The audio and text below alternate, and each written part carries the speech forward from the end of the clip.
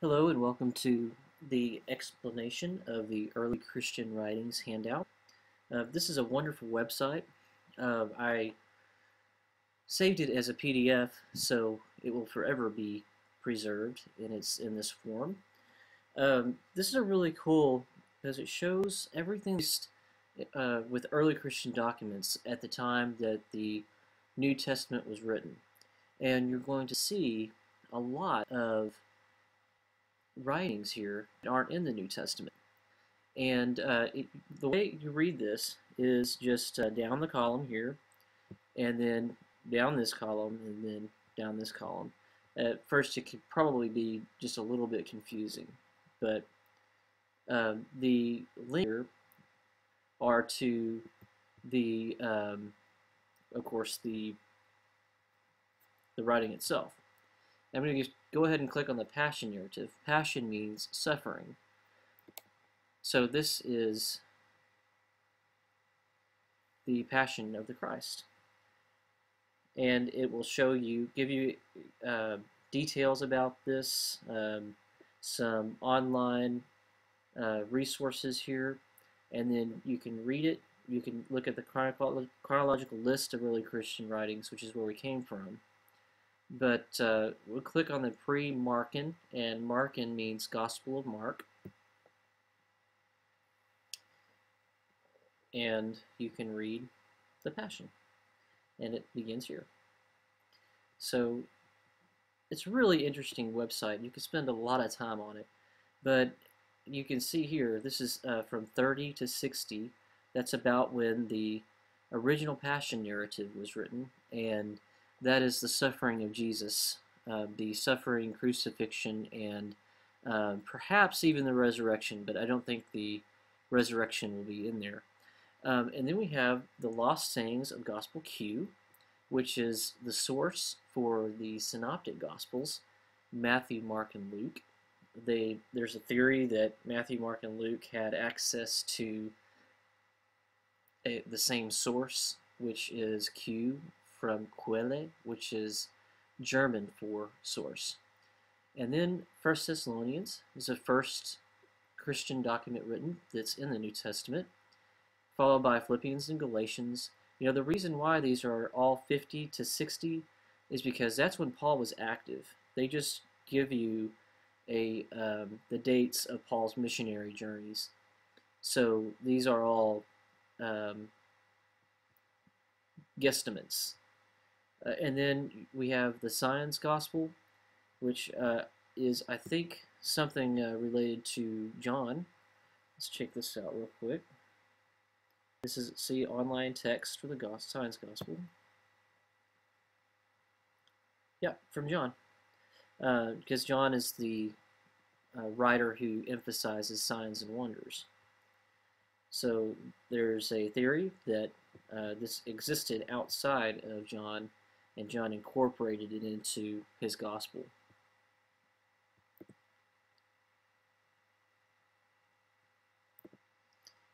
And then you can see we've got the book of Hebrews, the Didache, which is a very important Christian document.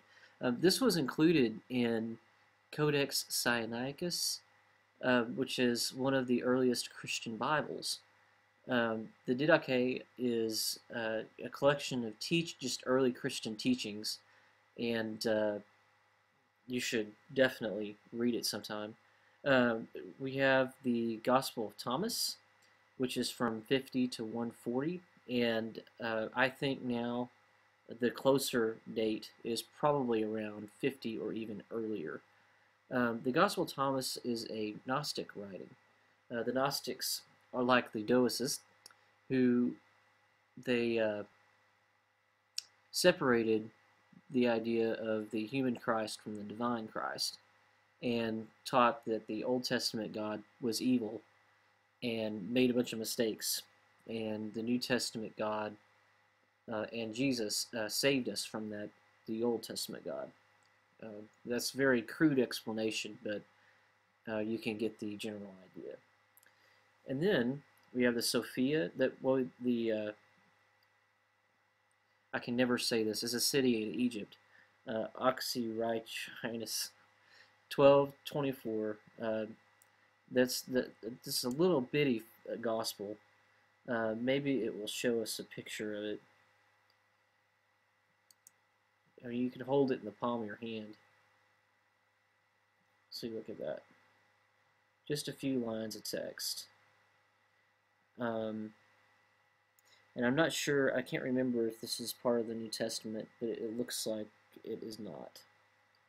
So we have the Greek, and this is a translation of a papyri, and a lot of times the papyri or papyrus is not complete, and all you have is like one letter, like that dot dot dot, the ellipsis there, and dot dot dot. They only were able to pull one letter out of that papyrus, and then you have almost some full words. And scholars, I don't know how they're able to do this, but they can put together probably what letters were there in these brackets. But they are much smarter and better at Greek than I am to be able to do that. And then we have the Sophia of Jesus Christ. Sophia means wisdom. And then finally we have the Gospel of Mark. So you can see that between the time of Paul here and the Gospel of Mark, there's all these other writings, except for the book of Hebrews, that didn't make it into the New Testament. And these are all Christian writings.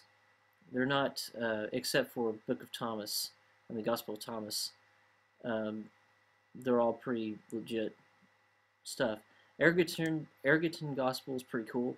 It's one of the oldest Gospels, and hopefully we'll be able to see a picture of it. I love pictures of these ancient writings. It's so cool just to look at how it looked whenever it was first written.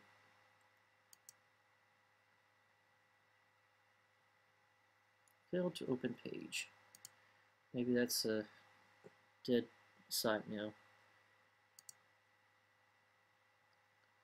Okay, that's what it looks like here. Isn't that cool? It has this is obviously a break in the papyri. It's very, very old, and all kinds of stuff can happen. This probably just fell apart. That's what it looks like to me, and you can tell it's pretty easy to read. I mean, you can at least see. I know probably none of you can read Greek, but you can see this is an N-O-M-E-N, nomen, for name, and it's actually quite beautiful. Really cool. A description of the papyrus, and then this is the Greek. It's transliterated into like English-looking letters. And I was wrong about nomen. It means lawyers. I get those words confused sometimes. Just really cool stuff. It's really short. You know, they say Eragon Gospel. It was really a little fragment of the Gospel. I don't know what this is. Fayum fragment. And then Testament of the 12 Patriarchs. Mar Bar Serapion. That looks like a Jewish writing. And then 2 Thessalonians is placed way down here outside of the time of Paul. And if you've seen the lecture for week 1, we talked about how Paul may not have written 2 Thessalonians and Ephesians also. And so they are placed outside of the activity of Paul, the time when Paul was active, this 10-year period between 50 and 60. They put it 20 years later at both of these, Ephesians and 2 Thessalonians. And then Matthew is between 80 and 100, and the reason for that is the temple was destroyed in 70. So they placed the date of the Gospel of Matthew after that because it references the destruction of the temple. So they placed that later. 1 Peter, also 80 to 110. Epistle of Barnabas is an amazing early Christian writing. I did a paper on it whenever I was in the PhD program. Then we have the Gospel of Luke, and Acts of the Apostles. This is volume 1 and volume 2 of the same work. Now, if you remember back in the lecture on whenever I talked about Acts of the Apostles very briefly, I called it a history, and it was put in quotes. But actually, most scholars think now that Acts is written in the same format as a Greek novel, and so we should not take anything in Acts as historical, but it does pretend to be a history. So that's why I put history in quotes in the slide. And that's why whenever I wrote my dissertation, I was not allowed to use any material in Acts as historical, and that kind of was a surprise to me. And I had to just say, look, it's still a historical tradition, even if it's in a novel. So it doesn't mean, just because it's a novel doesn't mean that it doesn't contain historically reliable information. But First Clement was written by a bishop, an early Christian bishop, to the Corinthians. It's kind of like a third Corinthians. It's not written by Paul, but it's written very shortly after Paul. And he writes to the Corinthians and tries to correct some of their old habits. And then just want you to know, just look around here and explore. As you can see, there's a lot of Christianity going on that is not in the New Testament proper, and is very, very important for you to know that, because some people think that the New Testament is unreliable because all of this stuff isn't in there. But it simply means that the early Christians they had a standard for what went into the New Testament. And some of these writings I do think should be in the New Testament, if it were up to me, because a lot of Christians think that if something is not in the New Testament, it's worthless for Christian encouragement and Christian morals. But the New Testament is pretty good. I like it. It's pretty good on its own, but it could use a little bit of help from the other early Christian writings, at least for us to know about them.